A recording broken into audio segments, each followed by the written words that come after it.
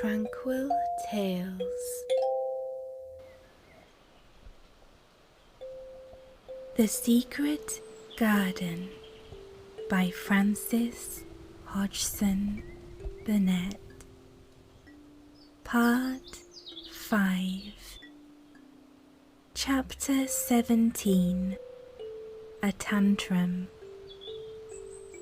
She had got up very early in the morning and had worked hard in the garden, and she was tired and sleepy. So as soon as Martha had brought her supper and she had eaten it, she was glad to go to bed. As she laid her head on the pillow, she murmured to herself, "I'll go out before breakfast and work with Dickon, and then afterward, I believe, I'll go to see him." She thought it was the middle of the night when she was awakened by such dreadful sounds that she jumped out of bed in an instant. What was it? What was it? The next minute she felt quite sure she knew. Doors were opened and shut, and there were hurrying feet in the corridors, and someone was crying and screaming at the same time, screaming and crying in a horrible way. "It's Colin," she said. "He's having one of those tantrums the nurse called hysterics. How awful it sounds." As she listened to the sobbing screams, she did not wonder that people were so frightened that they gave him his own way in everything rather than hear them. She put her hands over her ears and felt sick and shivering. "I don't know what to do. I don't know what to do," she kept saying. "I can't bear it." Once she wondered if he would stop if she dared to go to him, and then she remembered how he had driven her out of the room, and thought that perhaps the sight of her might make him worse. Even when she pressed her hands more tightly over her ears, she could not keep the awful sounds out. She hated them so, and was so terrified by them, that suddenly they began to make her angry, and she felt as if she should like to fly into a tantrum herself and frighten him as he was frightening her. She was not used to anyone's tempers but her own. She took her hands from her ears and sprang up and stamped her foot. "He ought to be stopped. Somebody ought to make him stop. Somebody ought to beat him," she cried out. Just then she heard feet almost running down the corridor, and her door opened and the nurse came in. She was not laughing now by any means. She even looked rather pale.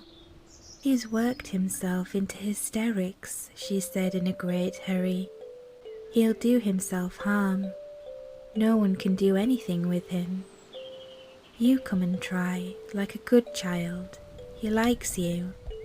"He turned me out of the room this morning," said Mary, stamping her foot with excitement.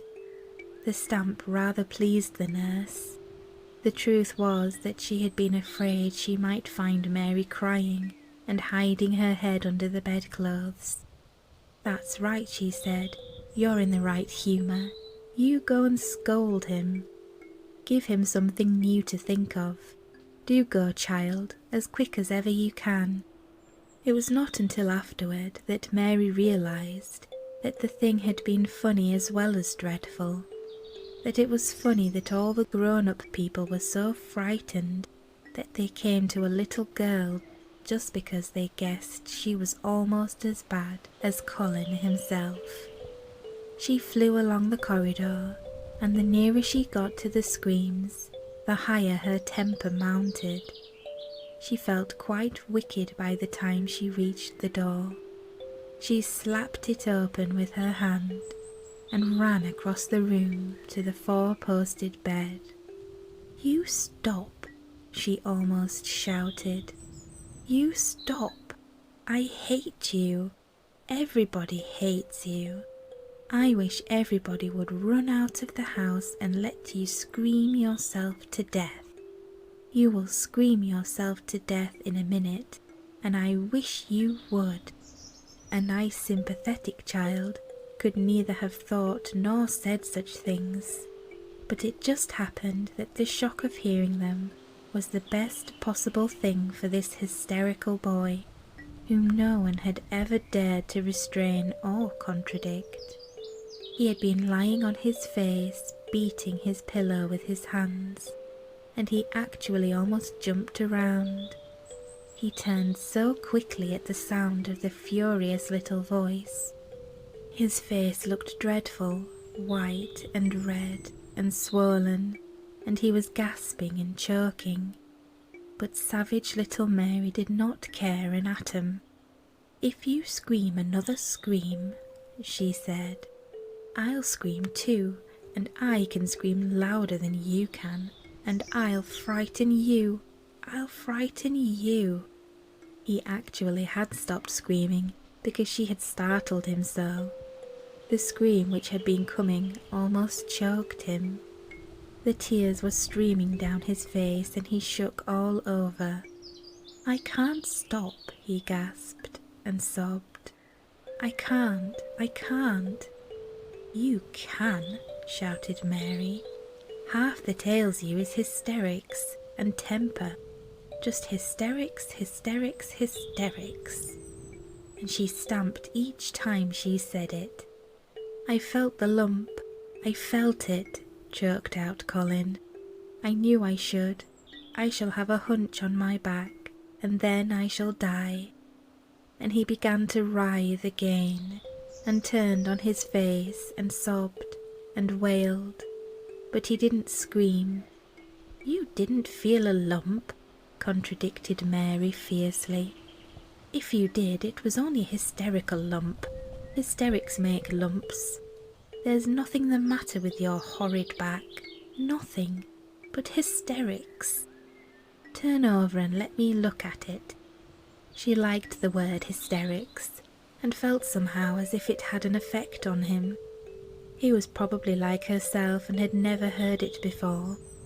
"Nurse," she commanded, "come here and show me his back this minute." The nurse, Mrs. Medlock, and Martha had been standing huddled together near the door, staring at her, their mouths half open. All three had gasped with fright more than once. The nurse came forward as if she were half afraid. Colin was heaving with great breathless sobs. "Perhaps he won't let me," she hesitated in a low voice. Colin heard her, however, and he gasped out between two sobs, Show her. She'll see then." It was a poor thin back to look at when it was bared. Every rib could be counted, and every joint in the spine, though Mistress Mary did not count them as she bent over, and examined them with a solemn, savage little face. She looked so sour and old-fashioned that the nurse turned her head aside to hide the twitching of her mouth. There was just a minute's silence, for even Colin tried to hold his breath while Mary looked up and down his spine, and down and up, as intently as if she had been the great doctor from London. "There's not a single lump there," she said at last. "There's not a lump as big as a pin, except backbone lumps, and you can only feel them because you're thin. I've got backbone lumps myself, and they used to stick out as much as yours do, until I began to get fatter, and I am not fat enough yet to hide them. There's not a lump as big as a pin. If you ever say there is again, I shall laugh." No one but Colin himself knew what effect those crossly spoken childish words had on him. If he had ever had anyone to talk to about his secret terrors, if he had ever dared to let himself ask questions, if he had had childish companions, and had not lain on his back in the huge closed house, breathing an atmosphere heavy with the fears of people who were most of them ignorant and tired of him, he would have found out that most of his fright and illness was created by himself. But he had lain and thought of himself and his aches and weariness for hours and days and months and years, and now that an angry, unsympathetic little girl insisted obstinately that he was not as ill as he thought he was, he actually felt as if she might be speaking the truth. "I didn't know," ventured the nurse, "that he thought he had a lump on his spine. His back is weak because he won't try to sit up. I could have told him there was no lump there." Colin gulped and turned his face a little to look at her. "Could you?" he said pathetically. "Yes, sir." "There," said Mary, and she gulped too. Colin turned on his face again, and but for the long-drawn, broken breaths, which were the dying down of his storm of sobbing, he lay still for a minute, though great tears streamed down his face and wet the pillow. Actually, the tears meant that a curious great relief had come to him. Presently he turned and looked at the nurse again, and strangely enough, he was not like a Rajah at all. As he spoke to her, "Do you think I could live to grow up?" he said. The nurse was neither clever nor soft-hearted, but she could repeat some of the London doctor's words. "You probably will, if you will do what you are told to do and not give way to your temper, and stay out a great deal in the fresh air." Colin's tantrum had passed, and he was weak and worn out with crying, and this perhaps made him feel gentle. He put out his hand a little towards Mary, and I am glad to say that, her own tantrum having passed, she was softened too, and met him halfway with her hand, so that it was a sort of making up. I'll go out with you, Mary," he said. "I shan't hate fresh air if we can find—" He remembered just in time to stop himself from saying, "if we can find the secret garden," and he ended, "I shall like to go out with you if Dickon will come and push my chair. I do so want to see Dickon, and the fox, and the crow." The nurse remade the tumbled bed and shook and straightened the pillows. Then she made Colin a cup of beef tea, and gave a cup to Mary, who really was very glad to get it after her excitement. Mrs. Medlock and Martha gladly slipped away, and after everything was neat and calm and in order, the nurse looked as if she would very gladly slip away also. She was a healthy young woman who presented being robbed of her sleep, and she yawned quite openly as she looked at Mary, who had pushed her big footstool close to the four-posted bed and was holding Colin's hand. "You must go back and get your sleep out," she said. "He'll drop off after a while. If he's not too upset, then I'll lie down myself in the next room. Would you like me to sing you that song I heard from my ayah?" Mary whispered to Colin. His hand pulled hers gently, and he turned his tired eyes on her appealingly. "Oh yes," he answered. "It's such a soft song. I shall go to sleep in a minute." "I will put him to sleep," Mary said to the yawning nurse. "You can go if you like." "Well," said the nurse, with an attempt at reluctance, "if he doesn't go to sleep in half an hour, you must call me." "Very well," answered Mary. The nurse was out of the room in a minute, and as soon as she was gone, Colin pulled Mary's hand again. "I almost told," he said, "but I stopped myself in time. I won't talk and I'll go to sleep, but you said you had a whole lot of nice things to tell me. Do you think you have found out anything at all about the way into the secret garden?" Mary looked at his poor little tired face and swollen eyes, and her heart relented.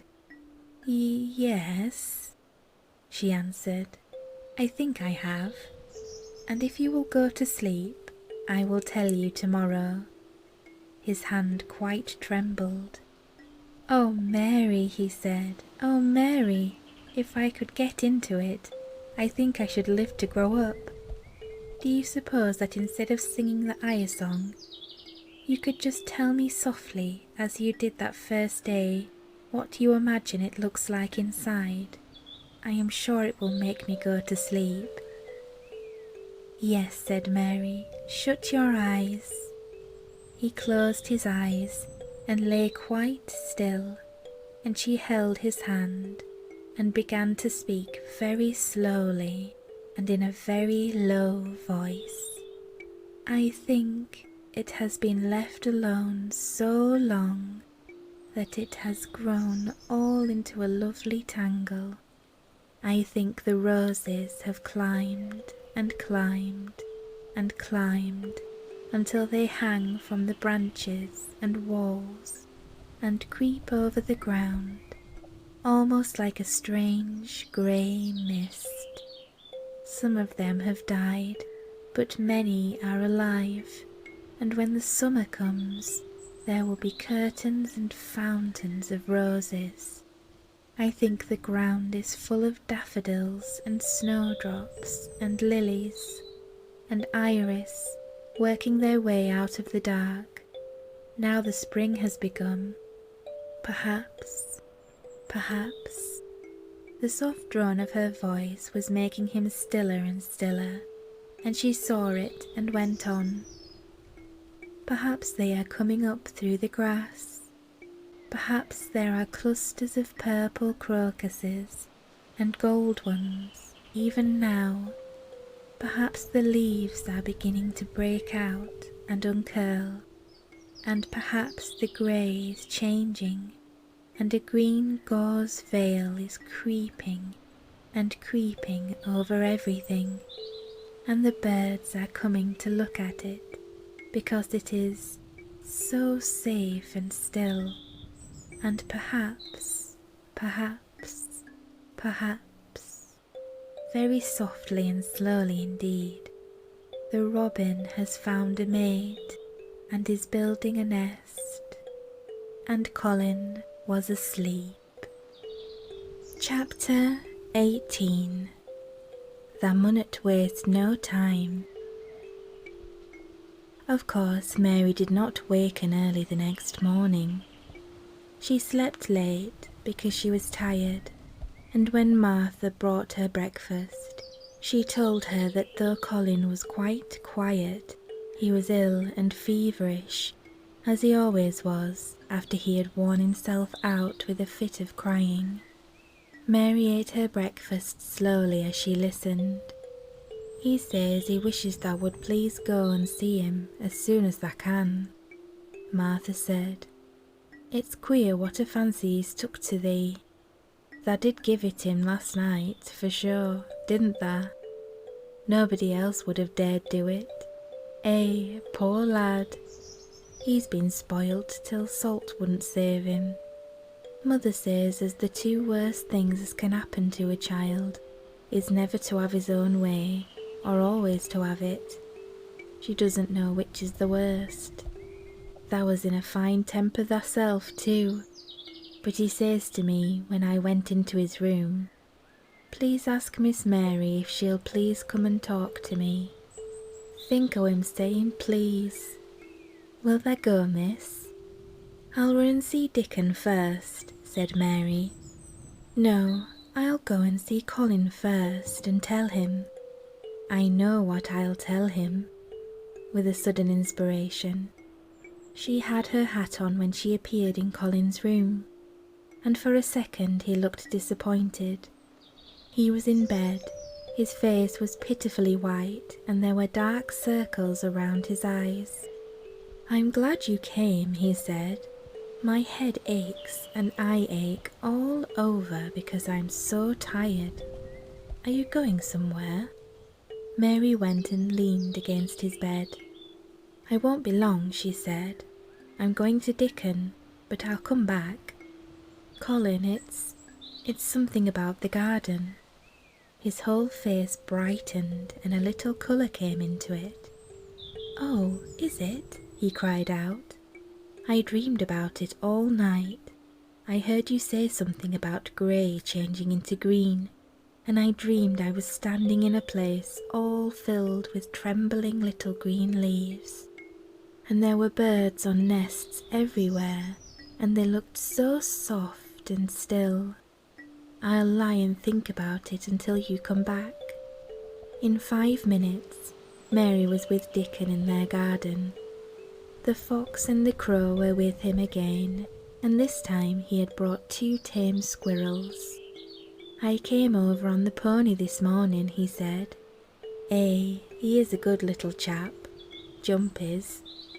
I brought these 2 in my pockets. This here one, he's called Nut, and this here one's called Shell." When he said Nut, one squirrel leaped onto his shoulder, and when he said Shell, the other one leaped onto his left shoulder. When they sat down on the grass with Captain curled at their feet, Soot solemnly listened on a tree, and Nut and Shell nosing about close to them. It seemed to Mary that it would be scarcely bearable to leave such delightfulness. But when she began to tell her story, somehow the look in Dickon's funny face gradually changed her mind. She could see he felt sorrier for Colin than she did. He looked up at the sky and all about him. "Just listen to them birds, and the world seems full of 'em, all whistling and pipping," he said. "Look at 'em darting about, and hearken at 'em calling at each other. Come springtime, seems like as if all the world's calling. The leaves is uncurling so you can see 'em, and my word, the nice smells there is about," sniffing with his happy turned-up nose. "And that poor lad lying shut up and seeing so little that he gets to thinking of things as sets him screaming. My, we mun get him out here. We mun get him watching and listening and sniffing up the air and get him just soaked through with sunshine. And we munnot lose no time about it." When he was very much interested, he often spoke quite broad Yorkshire, though at other times he tried to modify his dialect so that Mary could better understand. But she loved his broad Yorkshire, and had in fact been trying to learn to speak it herself. So she spoke a little now. "Aye, that we mun," she said, which meant, "Yes indeed, we must." "I'll tell thee what us'll do first," she proceeded, and Dickon grinned, because when the little wench tried to twist her tongue into speaking Yorkshire, it amused him very much. "He's took a gradely fancy to thee. He wants to see thee, and he wants to see Sutton Captain.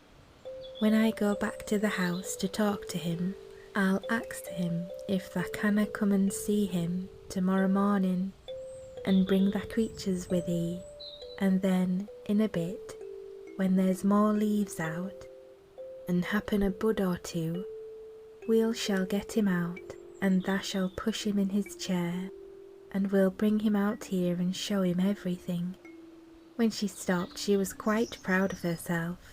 She had never made a long speech in Yorkshire before, and she had remembered very well.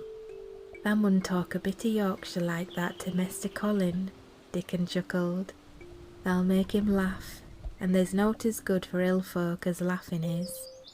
Mother says she believes as half an hour's good laugh every morning 'ud cure a chap as was making ready for typhus fever."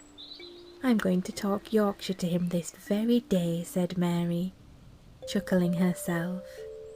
The garden had reached the time when every day and every night it seemed as if magicians were passing through it, drawing loveliness out of the earth, and the boughs with wands.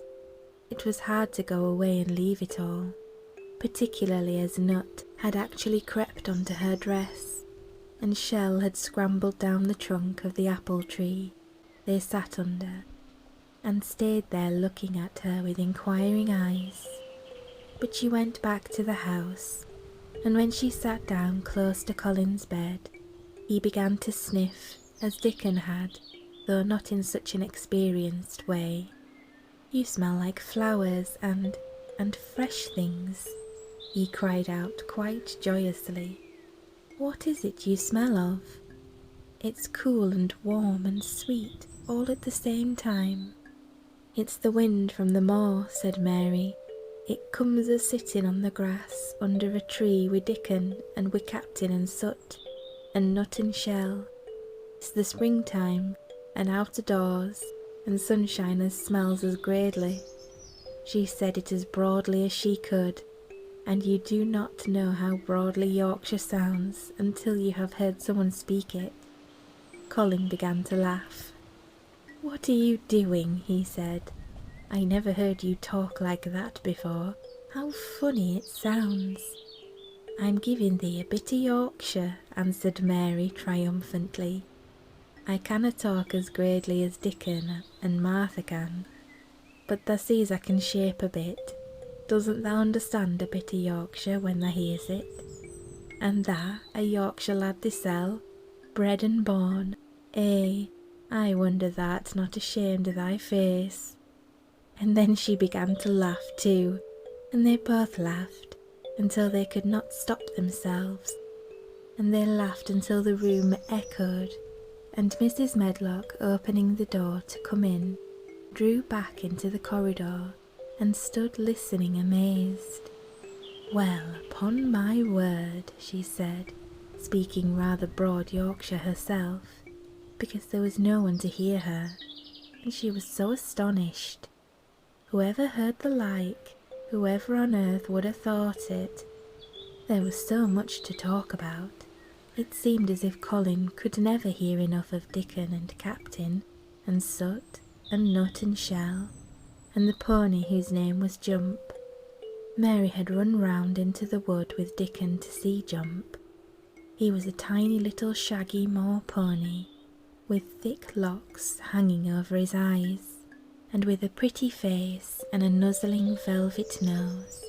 He was rather thin with living on moor grass, but he was as tough and wiry as if the muscle in his little legs had been made of steel springs. He had lifted his head and whinnied softly the moment he saw Dickon, and he had trotted up to him and put his head across his shoulder. And then Dickon had talked into his ear, and Jump had talked back in odd little whinnies and puffs and snorts. Dickon had made him give Mary his small front hoof and kiss her on her cheek with his velvet muzzle. "Does he really understand everything Dickon says?" Colin asked. "It seems as if he does," answered Mary. "Dickon says anything will understand if you're friends with it, for sure. But you have to be friends, for sure." Colin lay quiet a little while, and his strange grey eyes seemed to be staring at the wall. But Mary saw he was thinking. "I wish I was friends with things," he said at last. "But I'm not. I never had anything to be friends with, and I can't bear people." "Can't you bear me?" asked Mary. "Yes, I can," he answered. "It's funny, but I even like you." "Ben Weatherstaff said I was like him," said Mary. "He said he'd warrant we'd both got the same nasty tempers. I think you are like him too. We are all three alike, you and I and Ben Weatherstaff. He said we were neither of us much to look at, and we were as sour as we looked, but I don't feel as sour as I used to before I knew the Robin and Dickon. Did you feel as if you hated people?" "Yes," answered Mary without any affection. "I should have detested you if I had seen you before I saw the Robin and Dickon." Colin put out his thin hand and touched her. "Mary," he said, "I wish I hadn't said what I did about sending Dickon away. I hated you when you said he was like an angel, and I laughed at you, but perhaps he is.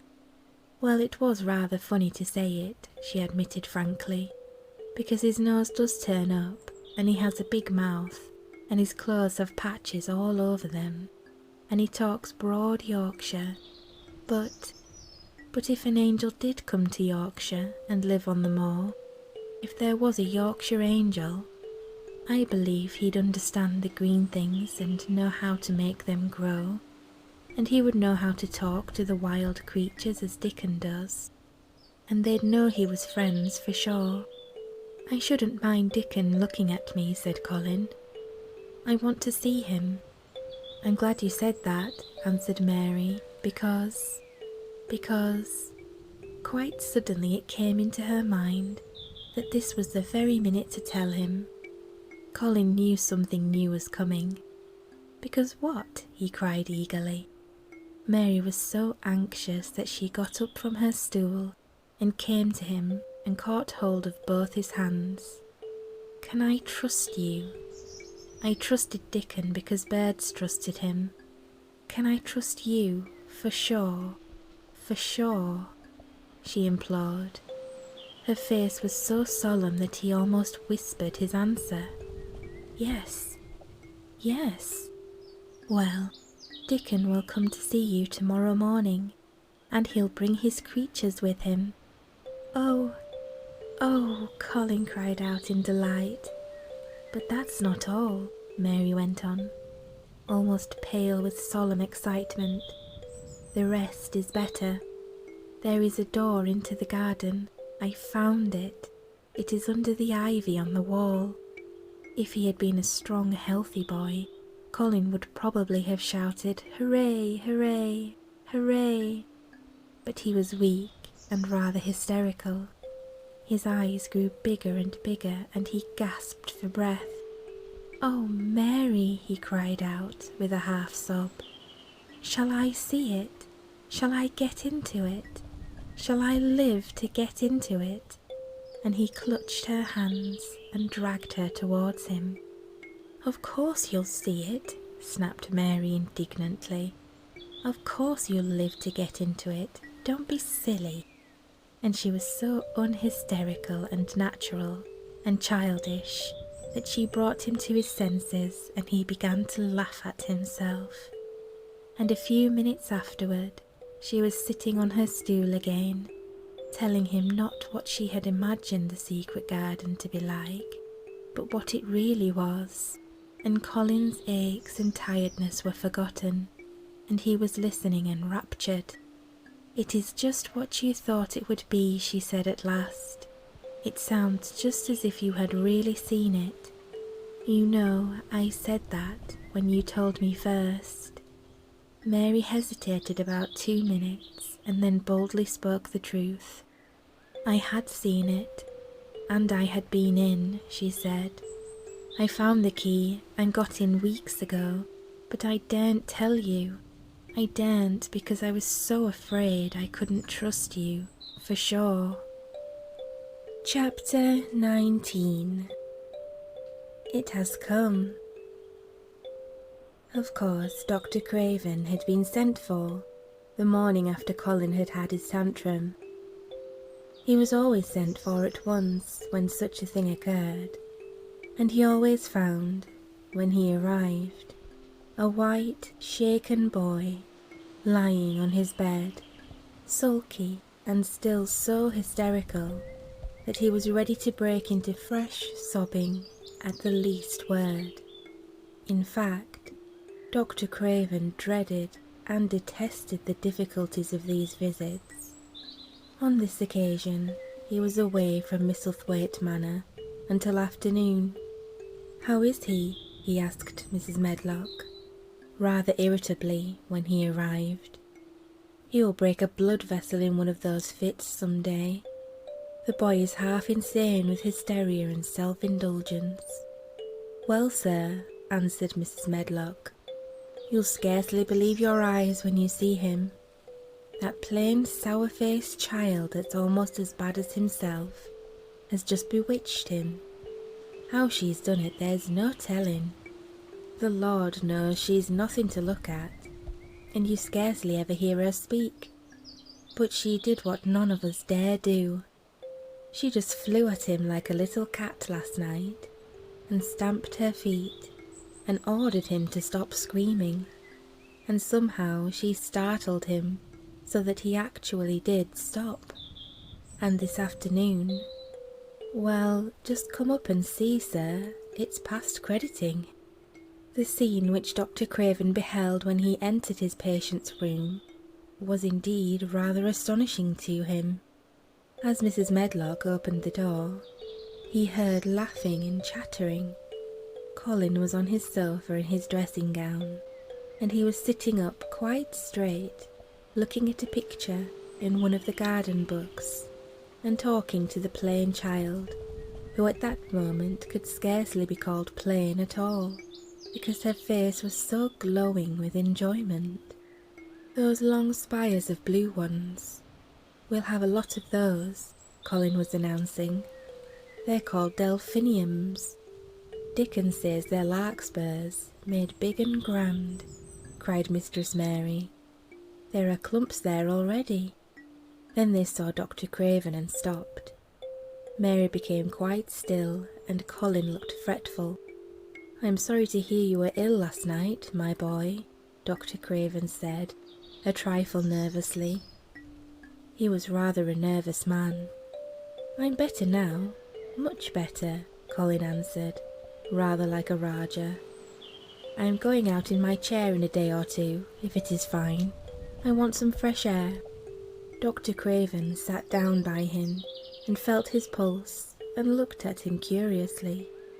"It must be a very fine day," he said, "and you must be very careful not to tire yourself." "Fresh air won't tire me," said the young Rajah, as there had been occasions when this same young gentleman had shrieked aloud with rage and had insisted that fresh air would give him cold and kill him. It is not to be wondered at that his doctor felt somewhat startled. "I thought you did not like fresh air," he said. "I don't when I'm by myself," replied the Rajah. "But my cousin is going out with me." "And the nurse, of course," suggested Dr. Craven. "No, I will not have the nurse," so magnificently that Mary could not help remembering how the young native prince had looked, with his diamonds and emeralds and pearls stuck all over him, and the great rubies on the small dark hand he had waved to command his servants to approach him with salams and receive his orders. "My cousin knows how to take care of me. I am always better when she is with me. She made me better last night. A very strong boy I know will push my carriage." Dr. Craven felt rather alarmed. If this tiresome hysterical boy should chance to get well, he himself would lose all chance of inheriting Misselthwaite. But he was not an unscrupulous man, though he was a weak one, and he did not intend to let him run into actual danger.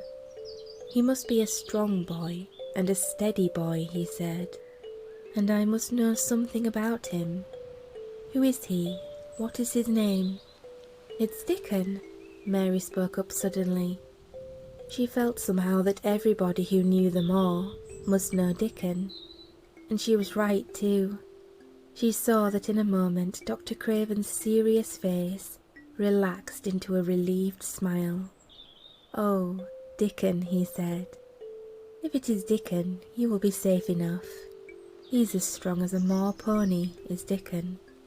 "And he's trusty," said Mary. "He's the trustiest lad of Yorkshire." She had been talking Yorkshire to Colin and she forgot herself. "Did Dickon teach you that?" asked Dr. Craven, laughing outright. "I'm learning it as if it was French," said Mary rather coldly. "It's like a native dialect in India. Very clever people try to learn them. I like it, and so does Colin." "Well, well," he said, "if it amuses you, perhaps it won't do you any harm.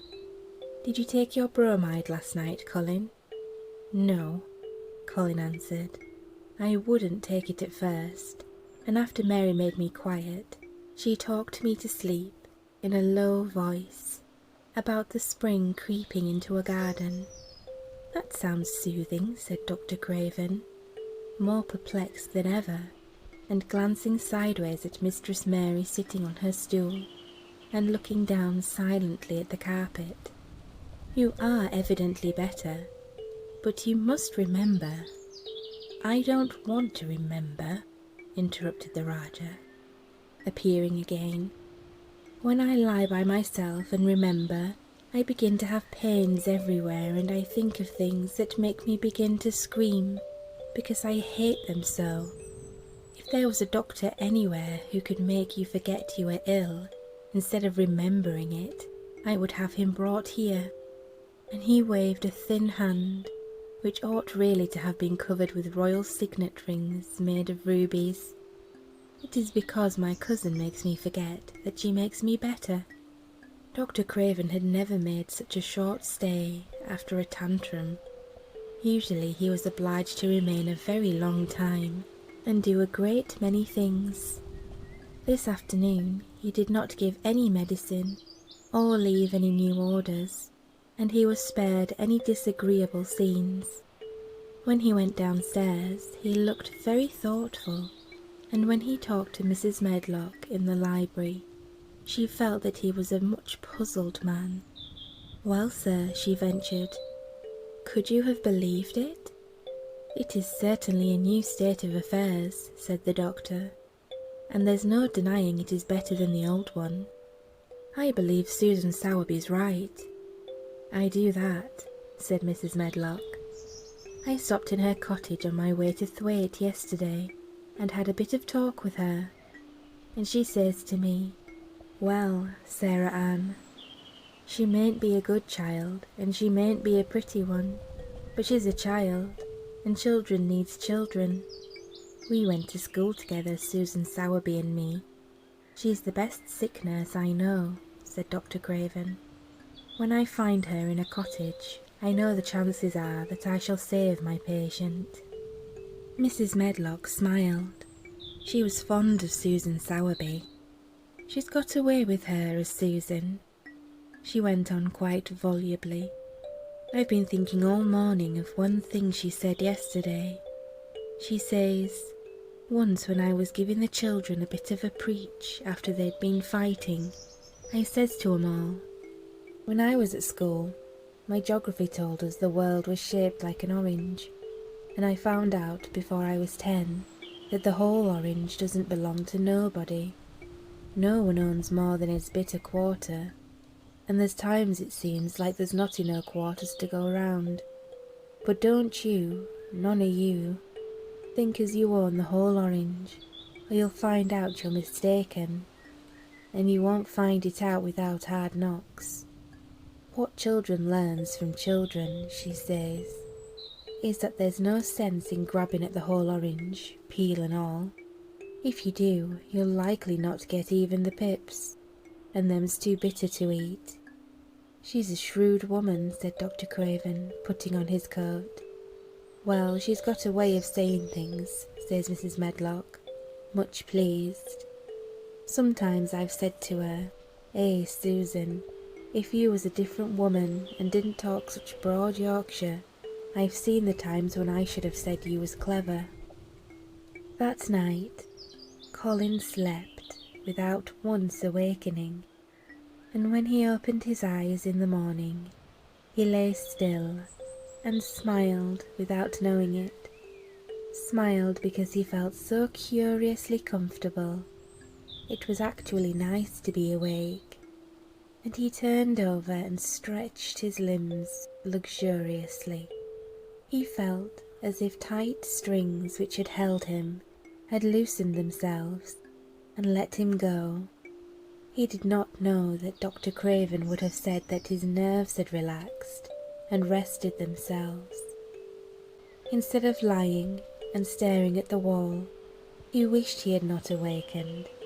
His mind was full of the plans he and Mary had made yesterday, of pictures of the garden, and of Dickon and his wild creatures. It was so nice to have things to think about, and he had not been awake more than 10 minutes when he heard feet running along the corridor, and Mary was at the door. The next minute she was in the room and had run across to his bed, bringing with her a waft of fresh air full of the scent of the morning. "You've been out! You've been out! There's that nice smell of leaves," he cried. She had been running and her hair was loose and blown, and she was bright with the air and pink-cheeked, though he could not see it. "It is beautiful," she said, a little breathless with her speed. "You never saw anything so beautiful. It has come. I thought it had come that other morning, but it was only coming. It is here now. It has come. The spring. Dickon says so." "Has it?" cried Colin, and though he really knew nothing about it, he felt his heart beat. He actually sat up in bed. "Open the window," he added, laughing half with joyful excitement and half at his own fancy. "Perhaps we may hear golden trumpets." And though he laughed, Mary was at the window in a moment, and in a moment more it was opened wide with freshness and softness, and scents and bird songs were pouring through. "That's fresh air," she said. "Lie on your back and draw in long breaths of it. That's what Dickon does when he's lying on the moor. He says he feels it in his veins, and it makes him strong, and he feels as if he could live forever and ever. Breathe it and breathe it." She was only repeating what Dickon had told her, but she caught Colin's fancy. "Forever and ever? Does it make him feel like that?" he said, and he did as she told him, drawing in long, deep breaths over and over again, until he felt that something quite new and delightful was happening to him. Mary was at his bedside again. "Things are crowding up out of the earth," she ran on in a hurry, "and there are flowers uncurling, and buds on everything, and the green veil has covered nearly all the grey, and the birds are in such a hurry about their nests, for fear that they may be too late, that some of them are even fighting for places in the secret garden, and the rose bushes look as wick can be, and there are primroses in the lanes and woods, and the seeds we planted are up, and Dickon has brought the fox and the crow and the squirrels and a newborn lamb." Then she paused for breath. The newborn lamb Dickon had found 3 days before, lying by its dead mother among the gorse bushes on the moor. It was not the first motherless lamb he had found, and he knew what to do with it. He had taken it to the cottage, wrapped in his jacket, and he had let it lie near the fire, and had fed it with warm milk. It was a soft thing, with a darling silly baby face, and legs rather long for its body. Dickon had carried it over the moor in his arms, and its feeding bottle was in his pocket with a squirrel. And when Mary had sat under a tree, with its limp warmness huddled on her lap, she had felt as if she were too full of strange joy to speak. "A lamb, a lamb, a living lamb who lay on your lap like a baby." She was describing it with great joy, and Colin was listening and drawing in long breaths of air, when the nurse entered. She started a little at the sight of the open window. She had sat stifling in the room many a warm day, because her patient was sure that open windows gave people cold. "Are you sure you are not chilly, Master Colin?" she inquired. "No," was the answer. "I am breathing long breaths of fresh air. It makes you strong. I am going to get up to the sofa for breakfast. My cousin will have breakfast with me." The nurse went away, concealing a smile, to give the order for 2 breakfasts. She found the servants' hall a more amusing place than the invalid's chamber. and just now everybody wanted to hear the news from upstairs. There was a great deal of joking about the unpopular young recluse, who, as the cook said, had found his master, and good for him. The servants' hall had been very tired of the tantrums, and the butler, who was a man with a family, had more than once expressed his opinion that the invalid would be all the better for a good hiding. When Colin was on the sofa, and the breakfast for two was put upon the table, he made an announcement to the nurse, in his most Raja-like manner. "A boy, a fox, and a crow, and 2 squirrels, and a newborn lamb are coming to see me this morning. I want them brought upstairs as soon as they come," he said. "You are not to begin playing with the animals in the servants' hall and keep them there. I want them here." The nurse gave a slight gasp and tried to conceal it with a cough. "Yes, sir," she answered. "I'll tell you what you can do," added Colin, waving his hand. "You can tell Martha to bring them here.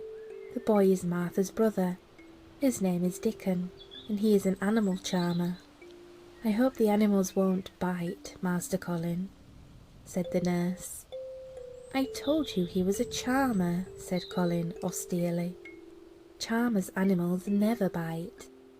"There are snake charmers in India," said Mary, "and they can put their snakes' heads in their mouths."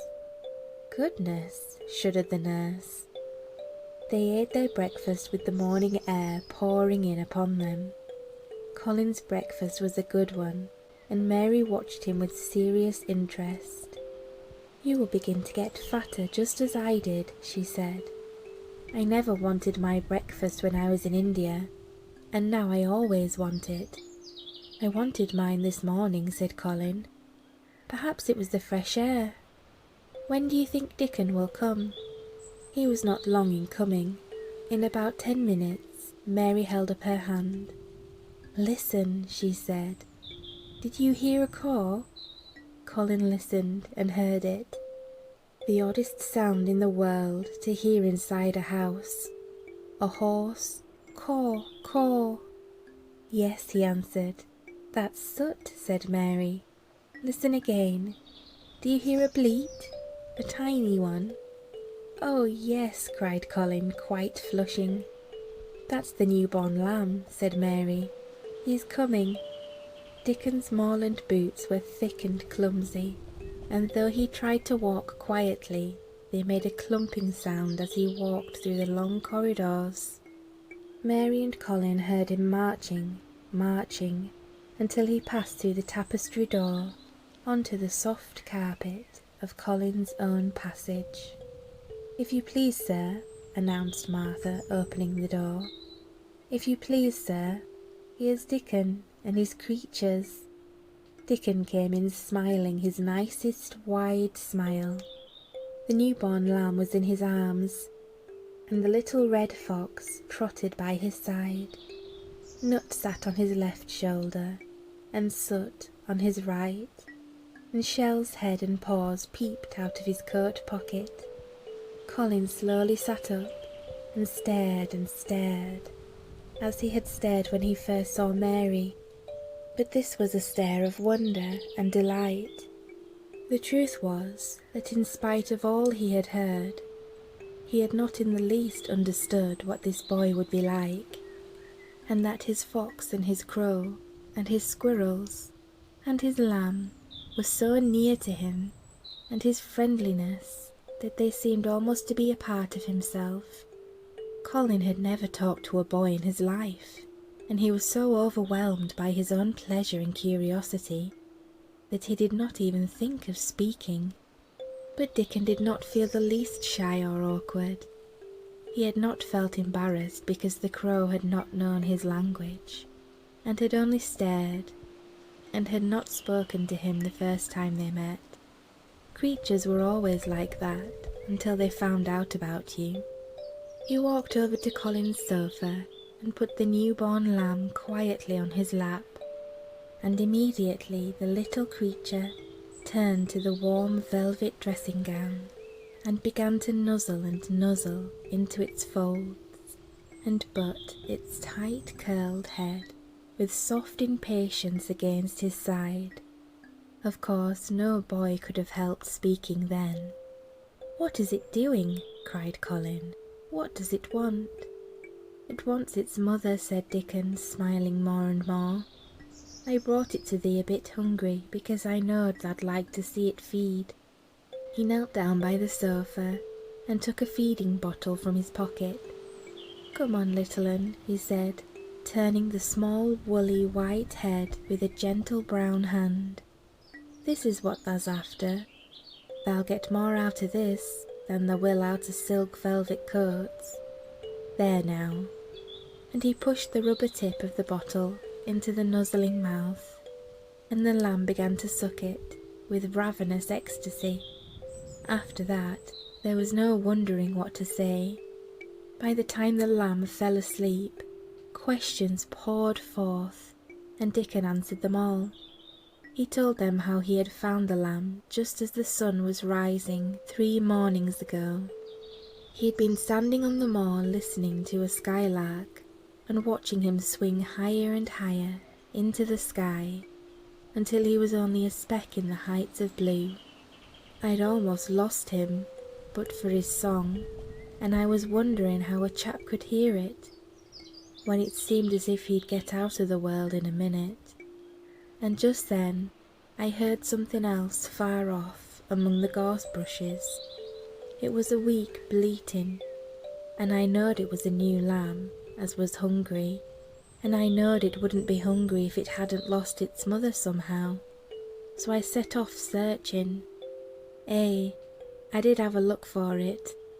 I went in and out among the gorse bushes, and round, and I always seemed to be taking the wrong turning. But at last I seed a bit of white by a rock on top of the moor, and I climbed up and found the little un half dead with cold and clemming. While he talked, Soot flew solemnly in and out of the open window, and cawed remarks about the scenery, while Nut and Shell made excursions into the big trees outside, and ran up and down trunks and explored branches. Captain curled up near Dickon, who sat on the hearth rug from preference. They looked at the pictures in the gardening books, and Dickon knew all the flowers by their country names, and knew exactly which ones were already growing in the secret garden. "I couldna say that there name," he said, pointing to one under which was written Aguilegia, "but us calls that a columbine. And that there one, it's a snapdragon, and they both grow wild in hedges. But this is garden ones, and they're bigger and grander. There's some big clumps of columbine in the garden. They look like a bed of blue and white butterflies fluttering when they're out." "I'm going to see them," cried Colin. "I'm going to see them." "Aye, that thou mun," said Mary, quite seriously, "and thou munnot lose no time about it." Chapter 20. I shall live forever and ever and ever. But they were obliged to wait more than a week, because first there came some very windy days, and then Colin was threatened with a cold, which 2 things happening one after the other would no doubt have thrown him into a rage. But there was so much careful and mysterious planning to do, and almost every day Dickon came in, if only for a few minutes, to talk about what was happening on the moor, and in the lanes and hedges, and on the borders of streams. The things he had to tell about otters and badgers and water rats' houses, not to mention birds' nests and field mice in their burrows, were enough to make you almost tremble with excitement when you heard all the intimate details from an animal charmer and realised with what thrilling eagerness and anxiety the whole busy underworld was working. "They're same as us," said Dickon, "only they have to build their homes every year, and it keeps them so busy they fair scuffle to get 'em done. The most absorbing thing, however, was the preparations to be made before Colin could be transported with sufficient secrecy to the garden. No one must see the chair carriage, and Dickon and Mary, after they turned a certain corner of the shrubbery and entered upon the walk outside the ivied walls. As each day passed, Colin had become more and more fixed in his feeling that the mystery surrounding the garden was one of its greatest charms. Nothing must spoil that. No one must ever suspect that they had a secret. People must think that he was simply going out with Mary and Dickon because he liked them and did not object to their looking at him. They had long and quite delightful talks about their route. They would go up this path and down that one, and cross the other, and go round among the fountain flower beds, as if they were looking at the bedding out plants the head gardener, Mr. Roach, had been having arranged. That would seem such a rational thing to do that no one would think it at all mysterious. They would turn into the shrubbery walks and lose themselves until they came to the long walls. It was almost as serious and elaborately thought out as the plans of march made by great generals in times of war. Rumours of the new and curious things which were occurring in the invalids' apartments had of course filtered through the servants' hall, into the stable yards, and out among the gardeners. But notwithstanding this, Mr. Roach was startled one day when he received orders from Master Colin's room to the effect that he must report himself in the apartment no outsider had ever seen, as the invalid himself desired to speak to him. Well, well, he said to himself, as he hurriedly changed his coat, what's to do now? His Royal Highness that wasn't to be looked at, calling up a man he's never set eyes on. Mr. Roach was not without curiosity. He had never caught even a glimpse of the boy, and had heard a dozen exaggerated stories about his uncanny looks and ways and his insane tempers. The things he had heard oftenest was that he might die at any moment, and there had been numerous fanciful descriptions of a humped back and helpless limbs given by people who had never seen him. Things are changing in this house, Mr. Roach, said Mrs. Medlock, as she led him up the back stairs to the corridor, onto which opened the hitherto mysterious chamber. Let's hope they're changing for the better, Mrs. Medlock, he answered. They couldn't well change for the worse, she continued, and queer as it all is, there's them as finds their duties made a lot easier to stand up under. Don't you be surprised, Mr. Roach, if you find yourself in the middle of a menagerie, and Martha Sowerby's Dickon more at home than you or me could ever be. There really was a sort of magic about Dickon, as Mary always privately believed. When Mr. Roach heard his name, he smiled quite leniently. He'd be at home in Buckingham Palace, or at the bottom of a coal mine, he said. And yet, it's not impudence either. He's just fine, is that lad. It was perhaps well he had been prepared, or he might have been startled. When the bedroom door was opened, a large crow, which seemed quite at home, perched on the high back of a carven chair, announced the entrance of a visitor by saying caw, caw, quite loudly. In spite of Mrs. Medlock's warning, Mr. Roach only just escaped being sufficiently undignified to jump backwards. The young Rajah was neither in bed nor on his sofa. He was sitting in an armchair, and a young lamb was standing by him, shaking its tail in feeding lamb fashion, as Dickon knelt giving it milk from its bottle. A squirrel was perched on Dickon's bent back, attentively nibbling a nut.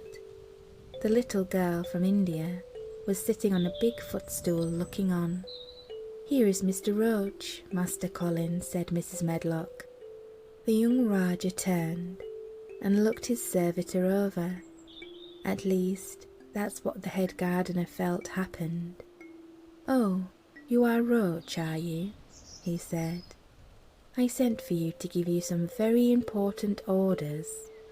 "Very good, sir," answered Roach, wondering if he was to receive instructions to fell all the oaks in the park, or to transform the orchards into water gardens. "I am going out in my chair this afternoon," said Colin. "If the fresh air agrees with me, I may go out every day. When I go, none of the gardeners are to be anywhere near the long walk by the garden walls. No one is to be there. I shall go out about 2 o'clock, and everyone must keep away until I send word that they may go back to their work." "Very good, sir," replied Mr. Roach, much relieved to hear that the oaks might remain and that the orchards were safe. "Mary," said Colin, turning to her, "what is the thing you say in India when you have finished talking and want people to go?" "You say, 'You have my permission to go,'" answered Mary. The Rajah waved his hand. "You have my permission to go, Roach," he said. "But remember, this is very important." "Caw, caw," remarked the crow hoarsely, but not impolitely. "Very good, sir. Thank you, sir," said Mr. Roach, and Mrs. Medlock took him out of the room. Outside in the corridor, being a rather good-natured man, he smiled until he almost laughed. "My word," he said, "he's got a fine lordly way with him, hasn't he? You'd think he was a whole royal family rolled into one, prince consort and all." "Eh," protested Mrs. Medlock, "we've had to let him trample all over every one of us ever since he had feet, and he thinks that's what folks were born for." "Perhaps he'll grow out of it if he lives," suggested Mr. Roach. "Well, there's one thing pretty sure," said Mrs. Medlock. "If he does live, and that Indian child stays here, I'll warrant she teaches him that the whole orange does not belong to him, as Susan Sowerby says, and he'll be likely to find out the size of his own quarter." Inside the room, Colin was leaning back on his cushions. "It's all safe now," he said, "and this afternoon I shall see it. This afternoon I shall be in it." Dickon went back to the garden with his creatures, and Mary stayed with Colin. She did not think he looked tired, but he was very quiet before their lunch came, and he was quiet while they were eating it. She wondered why and asked him about it. "What big eyes you've got, Colin," she said. "When you are thinking they get as big as saucers. What are you thinking about now?" "I can't help thinking about what it will look like," he answered. "The garden?" asked Mary. "The springtime," he said. "I was thinking that I've never really seen it before. I scarcely ever went out, and when I did go, I never looked at it. I didn't even think about it. I never saw it in India because there wasn't any," said Mary. Shut in and morbid as his life had been, Colin had more imagination than she had, and at least he had spent a good deal of time looking at wonderful books and pictures. "That morning when you ran in and said, 'It's come, it's come,' you made me feel quite queer. It sounded as if things were coming with a great procession, and big bursts and wafts of music. I've a picture like it in one of my books. Crowds of lovely people and children, with garlands and branches with blossoms on them, everyone laughing and dancing, and crowding and playing on pipes. That was why I said, 'Perhaps we shall hear golden trumpets,' and told you to throw open the window." "How funny," said Mary. "That's really just what it feels like. And if all the flowers and leaves and green things and birds and wild creatures danced past at once, what a crowd it would be.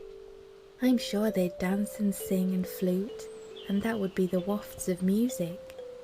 They both laughed, but it was not because the idea was laughable, but because they both so liked it. A little later the nurse made Colin ready. She noticed that instead of lying like a log while his clothes were put on, he sat up and made some efforts to help himself, and he laughed and talked with Mary all the time.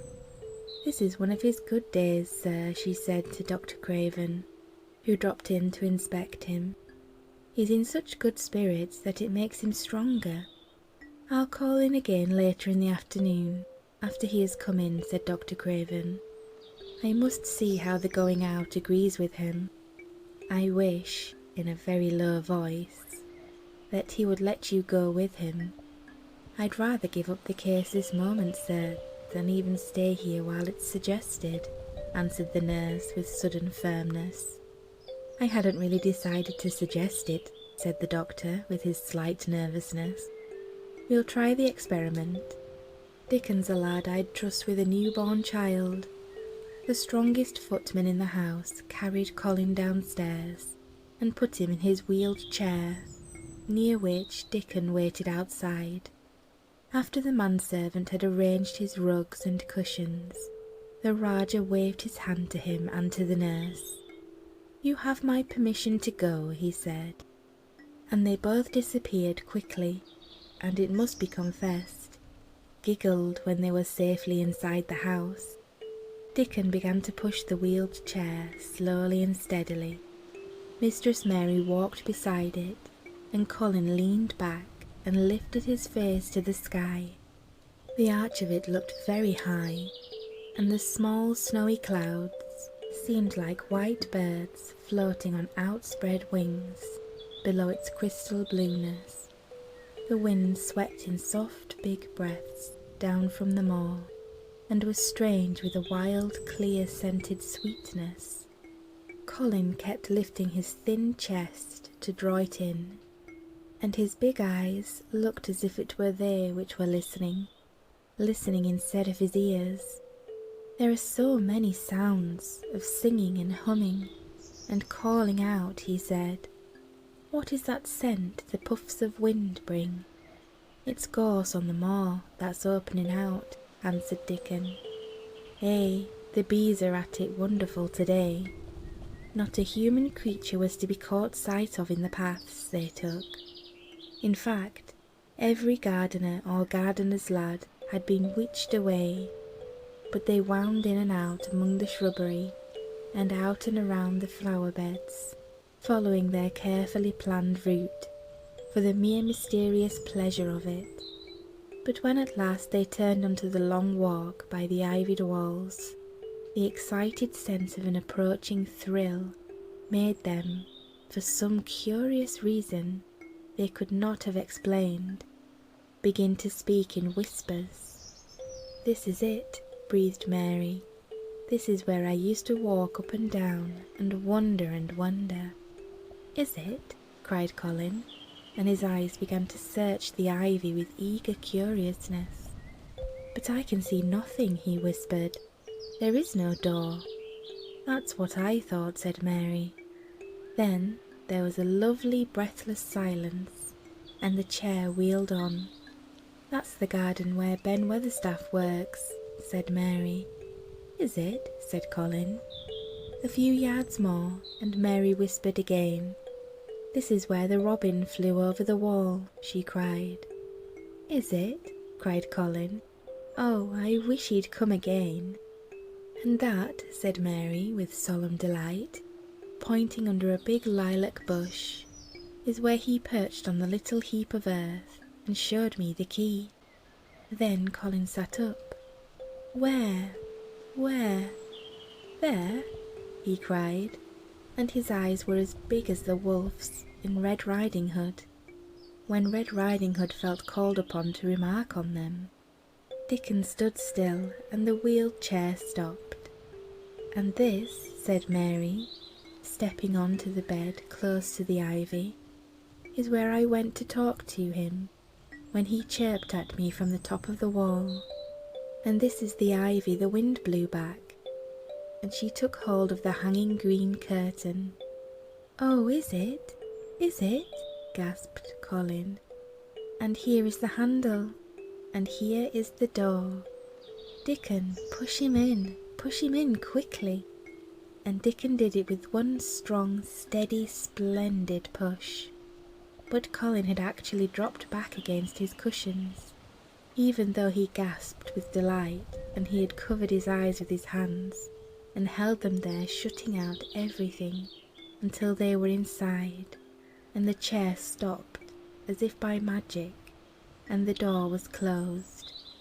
Not till then did he take them away and look round and round and round, as Dickon and Mary had done, and over walls and earth and trees and swinging sprays and tendrils the fair green veil of tender little leaves had crept, and in the grass under the trees, and the grey urns in the alcoves, and here and there, everywhere, were touches or splashes of gold and purple and white, and the trees were showing pink and snow above his head, and there were fluttering of wings and faint sweet pipes and humming and scents and scents, and the sun felt warm upon his face like a hand with a lovely touch, and in wonder Mary and Dickon stood and stared at him. He looked so strange and different, because a pink glow of colour had actually crept all over him, ivory face and neck and hands and all. "I shall get well, I shall get well," he cried out. "Mary, Dickon, I shall get well, and I shall live forever and ever and ever." End of part 5. Thank you so much for watching. If you enjoyed this video, don't forget to like, comment and subscribe. Good night, sleepyheads. Sweet dreams.